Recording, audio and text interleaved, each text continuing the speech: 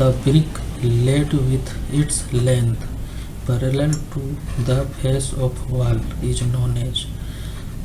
मतलब ये जो लेंथ है ब्रिक का, इस लेंथ को वॉल के इस पैरेलल रखेंगे तो इसको हम क्या कहेंगे? हेडर कहेंगे, स्ट्रेचर कहेंगे, क्लोजर कहेंगे, या नन ऑफ दीज कहेंगे। तो सबसे पहले हम लोग दोस्तों समझते हैं कि हेडर क्या होता है, स्ट्रेचर क्या होता है और क्लोजर क्या होता है। ये ब्रिक का एक पिक्चर दिख रहा होगा आपको। ये इसको हेड, ब्रिक का हेड या हेडर कहते हैं। ये ऊपर फ्रॉग कहते हैं जो कि जॉइंट के लिए काम आता है। ये स्ट्रेचर कहते हैं। ये जो स्ट्रेचर मतलब ये होता है स्ट्रेच करना में बड़ा पोर्शन, तो ये स्ट्रेचर कहलाता है। आपने हेडर समझ लिया, स्ट्रेचर समझ लिया। अब कहीं कहीं हेडर बॉन्ड, स्ट्रेचर बॉन्ड इस तरह का आप देखे होंगे। तो ये क्या होता है? अब हम इस वॉल को देखते हैं दोस्तों गौर से। इसमें कैसे समझेंगे कि ये स्ट्रेचर बॉन्ड है और हेडर बॉन्ड है? तो इसके लिए ये इस वॉल में जो फेस पर आपको ये अगर स्ट्रेचर, ये स्ट्रेचर है, यहाँ से यहाँ तक ये स्ट्रेचर अगर आपको दिखता है तो ये स्ट्रेचर बॉन्ड है। ये ऊपर वाला पूरा स्ट्रेचर बॉन्ड है। यहाँ देखिए ये हेड दिख रहा है ब्रिक का, और इसमें सभी हेड दिखाई दे रहे हैं, तो ये हेडर बॉन्ड हो गया। तो स्ट्रेचर बॉन्ड, हेडर बॉन्ड आपको समझ में आ गया। अब ये क्लोजर क्या होता है? क्लोजर का मतलब होता है बंद करना। तो जैसे ये वाल इधर से चलते आ रहा है, यहाँ बंद हो रहा है, ये यहाँ बंद हो रहा है। तो क्लोजर भी दो तरह का होता है। एक होता है क्वीन क्लोजर और एक किंग क्लोजर। जैसा कि नाम से ही आपको पता चल रहा है, किंग मतलब बड़ा ईंट का बड़ा टुकड़ा, मतलब क्लोजर ये है दोस्तों किंग क्लोजर, ये है क्वीन क्लोजर।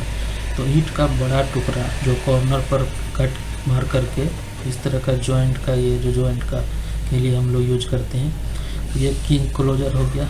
और ये जो देख रहे हैं हाफ पोर्शन, छोटा टुकड़ा, ये क्वीन क्लोजर हो गया। किंग क्लोजर, क्वीन क्लोजर, ये वॉल को क्लोज करने के लिए। तो अब इसका दोस्तों इसका आंसर क्या होगा? The brick laid with its length. इस ब्रिक को लेंथ वाइज इसके ऊपर लेड किया जाएगा, फैलाया जाएगा, और parallel to the face of wall, face of wall के पैरेलल। तो इसको क्या कहेंगे? तो इसको कहेंगे दोस्तों स्ट्रेचर बॉन्ड कहेंगे। तो इसका आंसर हो गया बी, स्ट्रेचर। इसी तरह दोस्तों अब नेक्स्ट क्वेश्चन में बढ़ते हैं। दोस्तों आप बने रहिए हमारे वीडियो के साथ। इसी तरह मैं हर क्वेश्चन के आंसर को इतना अच्छी तरीके से एक्सप्लेन कर दूंगा कि आपको फिर दोबारा कॉन्सेप्ट के लिए इधर उधर ढूंढने का ज़रूरत ही नहीं पड़ेगा। मैं कोई भी क्वेश्चन का आंसर दूंगा तो बड़े ही ढंग से दूंगा। तो दूसरा क्वेश्चन है, तो the number of steps in A flight generally should not be less than. यहाँ दोस्तों स्टेप्स का बात हो रहा है कि, और ये फ्लाइट का मतलब ये वो फ्लाइट नहीं जो हम हवा में उड़ते हैं, ये स्टेयर में जो फ्लाइट होता है और स्टेप होता है। ये कैसे होता है, कितना होता है, ये सारा चीज़ मैं आपको समझाऊंगा। तो कहता है कि ये फ्लाइट क्या होता है, स्टेप क्या होता है, इसको समझते हैं पहले। ये देखिए दोस्तों, इसमें यहाँ लैंडिंग है और यहाँ भी लैंडिंग होगा एक। तो ये जो है यहाँ से यहाँ तक डिस्टेंस, इसको हम लोग एक फ्लाइट कहते हैं। और एक फ्लाइट में स्टेप्स मतलब ये स्टेप्स 1 2 3 4 5, ये फ्लाइट यहाँ से यहाँ तक फ्लाइट हो गया। तो एक फ्लाइट में नंबर ऑफ कितना स्टेप्स होना चाहिए, should not be less than, मतलब कितना से कम नहीं होना चाहिए। तो इसका आंसर है दोस्तों बी 3। एक फ्लाइट में 3 स्टेप से कम नहीं होना चाहिए। बढ़ते हैं आगे क्वेश्चन की ओर। क्वेश्चन 3, ये stair should not have pitch more than, तो अब देखते हैं कि पिच क्या होता है। अब स्टेयर केस में पिच क्या होता है उसके लिए आप ये पिक्चर देखिए। इस पिक्चर में देखिए दोस्तों, ये जो थीटा एंगल बन रहा है ये हमारा फ्लाइट है। फ्लाइट और ये बेस के बीच में जो ये थीटा एंगल बन रहा है इसी को हम लोग दोस्तों पिच कहते हैं। ये थीटा पिच है। तो कितना होना चाहिए पिच? 40 डिग्री से ज़्यादा नहीं होना चाहिए। सी इसका आंसर है। 40 डिग्री से ज़्यादा नहीं होना चाहिए, क्योंकि ये जो एंगल है अगर हम इसको बढ़ाते हैं इस एंगल को तो ये और ज़्यादा इंक्लाइंड होता जाएगा, तो ये स्टेयर पर चढ़ने में खड़ा हो जाएगा स्टेयर। इसको अगर बढ़ाएंगे तो और घटाएंगे तो कम होगा, इसलिए 40 डिग्री होना चाहिए। You are asked to design and supervise a truss, मतलब इसमें कह रहा है कि हमें एक ट्रस डिजाइन करना है for a factory to have span 6 metre to 9 metre. एक फैक्ट्री के लिए हमको ट्रस बनवाना है या डिजाइन करना है जिसका कि स्पान होना चाहिए 6 metre to 9 metre. The type of the truss you will use, इसमें से कौन सा ट्रस हम यूज करेंगे? तो इसमें देखिए ऑप्शन ए है mansard truss, queen post truss, king post truss, collar truss. तो सबसे पहले तो ये होता क्या है इसको समझना पड़ेगा कि ये होता क्या है। मैंसर्ड ट्रस्ट क्या होता है, क्वीन पोस्ट ट्रस्ट क्या होता है, और स्पान इसमें दिया गया है 6 मीटर टू 9 मीटर। तो सबसे पहले हम देखते हैं कि मैंसर्ड ट्रस्ट क्या होता है। ये मैंसर्ड ट्रस्ट तो इस टाइप का होता है। ये यहाँ से स्लोप रहेगा ट्रस का, फिर ये स्लोप आएगा, ये स्लोप आएगा, उसके बाद यहाँ नीचे घर होगा। इस टाइप का मैंसर्ड ट्रस होता है। अब queen post truss, king post truss बाद में समझते हैं, पहले हम चूँकि इसी दोनों में से एक आंसर है तो पहले कॉलर ट्रस समझ लेते हैं। कॉलर ट्रस ये दोनों को टाई करने के लिए कॉलर टाई इस टाइप का होता है। ये ऊपर भी टाई किया हुआ है या नीचे भी टाई किया हुआ है, तो कॉलर ट्रस इस टाइप का होता है। अब आते हैं किंग पोस्ट ट्रस क्या होता है और क्वीन पोस्ट ट्रस क्या होता है। जैसा कि आप नाम से जैसे queen closer, king closer. King closer का मतलब ईंट का बड़ा टुकड़ा जो कि वाल को क्लोज करने के लिए लगता है। किंग क्लोजर मतलब, क्वीन क्लोजर मतलब छोटा टुकड़ा। उसी तरह से ये भी पोस्ट ट्रस इस पिक्चर में देख पा रहे होंगे। इस पिक्चर में king post trust, queen post truss. King का मतलब होता है ये जो पोस्ट इसी को कहेंगे, ये बड़ा होगा, ये बड़ा पोस्ट होगा, ये छोटा पोस्ट होगा। क्योंकि इसका जो स्पान क्वीन पोस्ट ट्रस्ट वहाँ दिया जाता है जहाँ 6 मीटर से 9 मीटर, इस 9 मीटर से ज़्यादा स्पान हो। जब ज़्यादा स्पान होगा तो इसको हम डिवाइड कर देंगे और ये दो पोस्ट लगाना पड़ेगा, इसलिए इसको 20 से कॉलर टाई दे करके ये क्वीन पोस्ट ट्रस्ट दिया जाता है। और जब 9 मीटर के अंदर रहेगा या 8 मीटर के अंदर रहेगा उसका स्पान क्या है, ये यहाँ से यहाँ तक का ये स्पान जब 9 मीटर के अंदर रहेगा तो उसमें एक ही पोस्ट दिया जाता है जिसको कि किंग पोस्ट ट्रस्ट बोलते हैं, और ये साइज में बड़ा भी होता है। तो इसमें क्या होगा, इसमें आंसर यही होगा king post truss. King post trust इसका सी नंबर आंसर हो गया। इस पिक्चर में भी देखिए ये क्वीन पोस्ट ट्रस्ट, ये क्वीन पोस्ट ट्रस्ट, और ये वाला क्या है, ये किंग पोस्ट ट्रस्ट है। इसमें भी ये किंग पोस्ट ट्रस्ट है। तो queen post, king post truss समझ गए होंगे। तो बढ़ते हैं आगे की तरफ। The column of multi storeyed building are design to withstand the forces due to. जब हम एक कॉलम देते हैं मल्टी स्टोरी बिल्डिंग में तो उसमें कौन कौन सा फोर्स लगेगा, किसको ध्यान में रखते हुए उसको हम डिजाइन करते हैं। तो डेड लोड, लाइव लोड और विंड लोड, तो या ऑल ऑफ द अबव। इसमें क्या है, हम लोग ये तीनों ही लोड्स को, तीनों ही फोर्सेस को ध्यान रखते हुए करते हैं डिजाइन। तो इसका आंसर हो गया ऑल ऑफ दीज। डेप्थ और height of the arch is the, तो ये क्वेश्चन नंबर 6 कहता है कि आर्च का जो डेप्थ, हाइट या फिर मोटाई, आर्च की मोटाई कैसे हम लोग ये करेंगे, निकालेंगे। Perpendicular distance between intrados and extrados. तो सबसे पहले ये इंट्राडोज एक्स्ट्राडोज क्या होता है ये समझते हैं।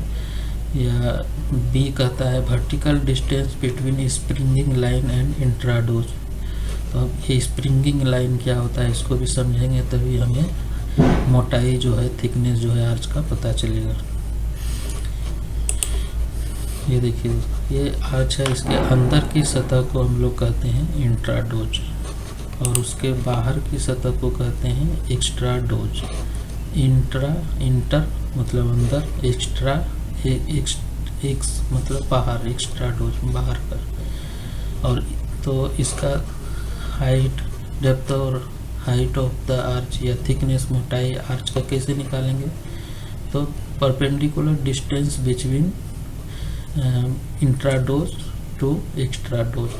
तो इसका आंसर क्या हो जाएगा, ये परपेंडिकुलर, ये आंसर होगा इसका perpendicular distance between extrados, intrados and extrados. अब ये स्प्रिंगिंग लाइन भी समझ लेते हैं कि ये स्प्रिंगिंग लाइन क्या होता है। स्प्रिंगिंग लाइन ये होता है, ये जो देख रहे हैं पिक्चर में, तो ये दोनों ही ऑप्शन बी और सी गलत है, ये सही है। तो इसका आंसर हो गया सही, ये perpendicular distance between intrados and extrados. बढ़ते हैं क्वेश्चन नंबर 7 की ओर। क्वेश्चन नंबर 7 है, इन बरांडा या corridor floor outward slope is. मतलब बरांडा या कॉरिडोर या उसका जो छत का जो स्लोप होता है, फ्लोर का जो स्लोप होता है, क्या रखते हैं हम लोग। ए है 1/40, बी है 1/50, सी है 1/60, डी है 1/70। तो ये समझते हैं कि स्लोप बरांडा का, ये बरांडा है, इसका जो ये स्लोप है ये कितना रहता है। तो ये होता है सी नंबर, इसका आंसर है 1/60। मतलब अगर 60 मीटर का ये है या 60 फुट का है, तो पर 60 फुट में 1 फुट अप होगा या डाउन होगा। तो यही हो गया 1/60 आंसर। अब नेक्स्ट 8 क्वेश्चन की तरफ चलते हैं। In soil possessing low bearing capacity. मतलब कोई सॉइल है, मिट्टी है जिसका बियरिंग कैपेसिटी बहुत ही लो है। The type of foundation generally provided. इसमें कौन सा फाउंडेशन हम देंगे। ए है कॉलम फुटिंग, बी है ग्रिलेज फुटिंग, सी है राफ्ट फुटिंग, डी है ऑल ऑफ दीज। तो लो बियरिंग कैपेसिटी का है, तो इसमें हम दोस्तों ये तीनों ही देंगे इसमें।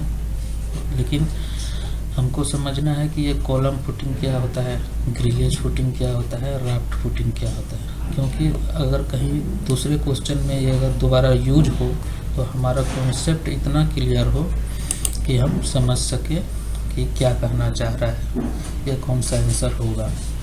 तो ये एक कॉलम फुटिंग, ये कॉलम फुटिंग इस तरह का होता है जो देख पा रहे हैं। सिंपली एक कॉलम होता है और नीचे उसका पेडेस्टल होता है। बी है ग्रिलेज फुटिंग। ग्रिलेज जैसा कि नाम से आप समझ रहे हैं, ग्रिलेज मतलब ग्रिल। ग्रिल मतलब कि जैसे हम लोग के घर में होता है ग्रिल, जो जाली, लोहे का जाली का दरवाज़ा बना रहता है, जाली नुमा स्ट्रक्चर को ही ग्रिलेज कहते हैं। तो यहाँ इस पिक्चर में देख रहे हैं ये आई सेक्शन है, नीचे आई सेक्शन रखा हुआ है और ऊपर आई सेक्शन रख दिया, एक जाली नुमा स्ट्रक्चर बन गया और इसके ऊपर ये लोड लेने के लिए कॉलम दे दिया। तो यही ग्रिलेज फुटिंग का है। अब राफ्ट फुटिंग क्या होता है?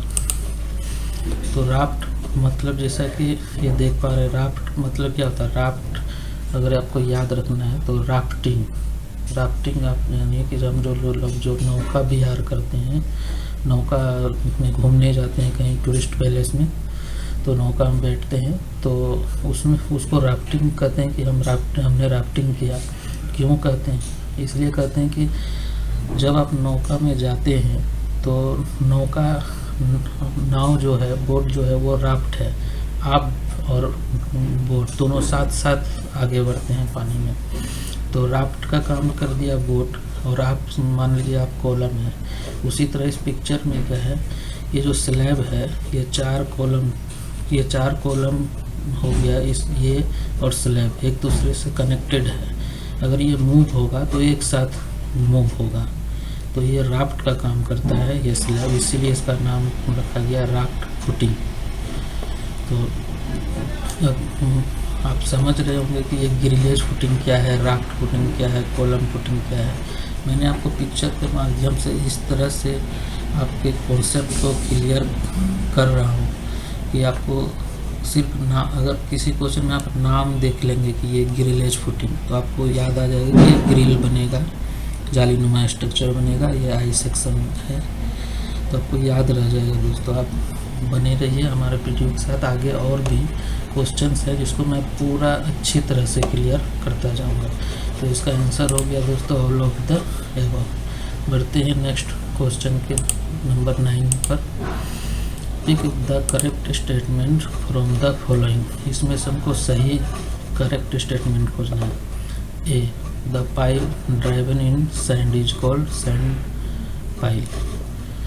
The drilled hole filled with sand is called sand pile.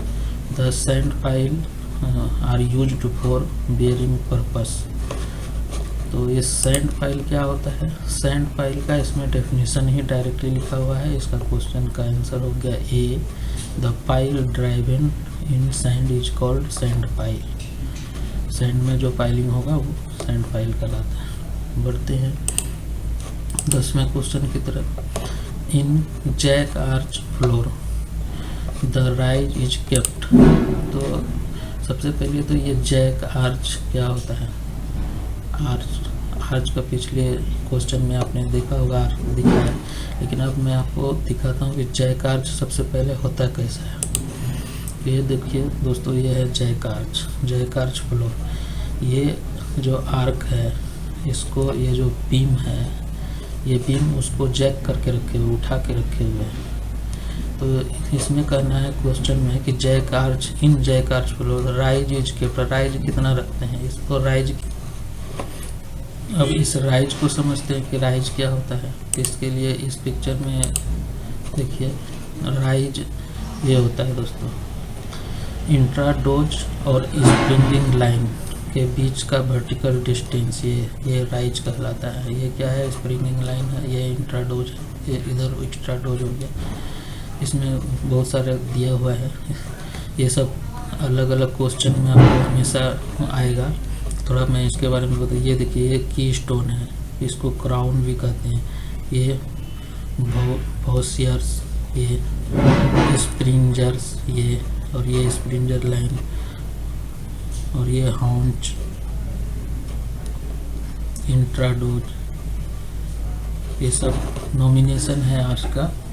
तो राइज इस क्वेश्चन में राइज कहता है कि राइज कितना रखना चाहिए। तो राइज दोस्तों रखना चाहिए हमको 1/12। डी नंबर आंसर होगा। मतलब अगर ये स्पान का 1/12 रखना है, तो स्पान अगर 12 मीटर है तो ये जो राइज कितना होगा? 1 मीटर। नेक्स्ट वीडियो में बढ़ते हैं 11 नंबर क्वेश्चन की तरफ। The minimum strength of the motor is used in load bearing brick machinery is. मतलब हम लोड बेयरिंग ब्रिक मशीनरी क्या होता है? फुटिंग जो होता है, पहले जो पुराने ज़माने में फुटिंग होता था, ब्रिक का ही होता था फुटिंग, और उस पर लोड आता था छत का, तो तो वही लोड बियरिंग ब्रिक मशीनरी के द्वारा जो फाउंडेशन बनाया जाता है उसको हम लोग कहते हैं लोड बियरिंग ब्रिक मशीनरी। तो इसमें क्यूब मोटार जो है स्ट्रेंथ, उसका क्या मिनिमम स्ट्रेंथ क्या होना चाहिए मोटार का, तो इसको इसमें समझने का तो कुछ है नहीं, इसको आप याद रखिए, रट लीजिए। बी नंबर आंसर है 100 न्यूटन पर सेंटीमीटर स्क्वायर। लेकिन इसमें ये भी ध्यान रखिएगा, क्वेश्चन थोड़ा कभी कभी घुमाता रहता है, तो ये लोड बियरिंग ब्रिक मशीनरी की बात कर रहा है। 12 नंबर क्वेश्चन की ओर जाते हैं। A wall constructed to resist the pressure of an earth filling is called. Earth filling का जो प्रेशर ये करने के लिए जो वाल बनाया जाता है उसको क्या कहते हैं, तो आप जानते ही हैं कि रिटेनिंग वाल कहते हैं। तो इसका आंसर रिटेनिंग वाल है, पर हमें तो ये कॉन्सेप्ट क्लियर करना है, इसलिए ब्रेस्ट वाल क्या होता है, बटरेस वाल क्या होता है, पैरापेट वाल क्या होता है, इन सभी चीज़ों को हम पिक्चर के रूप में समझते हैं। आइए, इसका रिटेनिंग वाल हो गया आंसर। ये दोस्तों ये ब्रेस्ट वाल है, ये सरचार्ज लोडिंग मतलब फिलिंग को ये रोक रहा है। तब आप कहेंगे इसको ब्रेस्ट वाल, इसको रिटेनिंग वाल क्यों नहीं कहेंगे ब्रेस्ट वाल। तो रिटेनिंग वाल और ब्रेस्ट वाल में क्या अंतर हो गया, ये रिटेनिंग वाल भी है और ब्रेस्ट वाल, ब्रेस्ट मतलब छाती, सीना मतलब आगे का फेस, ब्रेस्ट वाल का मतलब इस फेस को हम लोग ब्रेस्ट वाल कर रहे हैं, और ये पूरे स्ट्रक्चर को अगर कहेंगे तो रिटेनिंग वाल है। अब बटरेस क्या होता है, ये इसमें कहेंगे बटरेस वाल, इस वाल को गिरने से रोकने के लिए जो ये स्ट्रक्चर है रिटेन करने के लिए, ये बटरेस हो गया। पैरापेट वाल क्या है, साधारण है पैरापेट वाल, ये बाउंड्री वाल पैरापेट वाल होता है। बढ़ते हैं अब नेक्स्ट क्वेश्चन 13 में। The method of moving each brick through a small horizontal distance before it is finally laid in any brick wall and pressing it by means brick hammer is known as। इसमें question में कहता है कि अगर हम किसी brick को का वाल बनाते हैं और ब्रिक को जब उसके ऊपर ले करते हैं, method of moving each brick, जब रखते हैं ब्रिक को तो उसमें एक हॉरिजॉन्टल मूवमेंट करता है। जब मिस्त्री काम करता है तो थोड़ा उसको आगे पीछे उसको हिलाता है।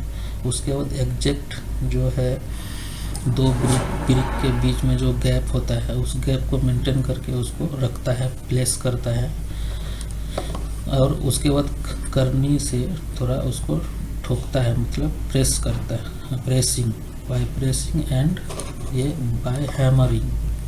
तो इस विधि को क्या कहते हैं, तो इसको हम लोग कहते हैं दोस्तों ब्रिक लेइंग। इसका आंसर हो गया ब्रिक लेइंग। तो अब ट्रोवलिंग क्या है, ग्राउटिंग क्या है, प्लेसिंग क्या है, ये भी समझिए। ईंट को वाल के ऊपर जो मोटर दिए उसके ऊपर ईंट को रखना प्लेसिंग है, सिर्फ रखने को प्लेसिंग कहते हैं। उसके बाद पूरी प्रक्रिया को तो लेइंग कहते हैं। लेइंग प्लेसिंग होगा, उसके बाद लेइंग होगा, उसके बाद उसके ऊपर मोटर दे करके करनी से ट्रोवेलिंग करते हैं, मतलब बराबर करते हैं उसको ट्रोवेलिंग करते हैं। तो सबसे पहले क्या आएगा इसमें, अगर बढ़ते हुए क्रम में कहेंगे तो पहले ट्रोवेलिंग होगा, फिर प्लेसिंग होगा, फिर लेइंग होगा। ये ग्राउटिंग क्या है, ग्राउटिंग जैसे एक हम कोई होल करते हैं कभी कभी, और होल में सीमेंट का सैलरी को डालते हैं तो उसको ही ग्राउटिंग कहते हैं। ये कभी दूसरे वीडियो में ग्राउटिंग का पूरा बताऊंगा। तो इसका आंसर हो गया B laying. As compared to 14 number question क्या है, as compared to stretcher course. ये देखिए पिछले जो क्वेश्चन में मैंने बताया था स्ट्रेचर बॉन्ड या स्ट्रेचर कोर्स सब एक ही है। The thickness of joint in header course should be. तो स्ट्रेचर कोर्स और हेडर कोर्स में दो ईंट के बीच में जो गैप जॉइंट होता है, ये जॉइंट, ये है हेडर, चूँकि हेड हमें सामने से दिख रहा है, ये हेडर कोर्स, नीचे वाला स्ट्रेचर कोर्स। तो इसका जो गैप है किसमें ज़्यादा होता है, किसमें कम होता है। चूँकि ये जो हेडर है, हेडर में इस सरफेस एरिया ज़्यादा मिल जाता है इस जॉइंट के लिए, तो इसलिए इसका जो गैप होगा क्या होता है, कम होता है। और इसमें हेडर कोर्स में कम होगा गैप थिकनेस, और स्ट्रेचर कोर्स में ज़्यादा होगा as compared to stretcher course. मतलब स्ट्रेचर कोर्स की तुलना में thickness of joint in header course should be less. क्या होना चाहिए, लेस होना चाहिए। तो ए नंबर आंसर हो गया। थैंक यू दोस्तों, धन्यवाद।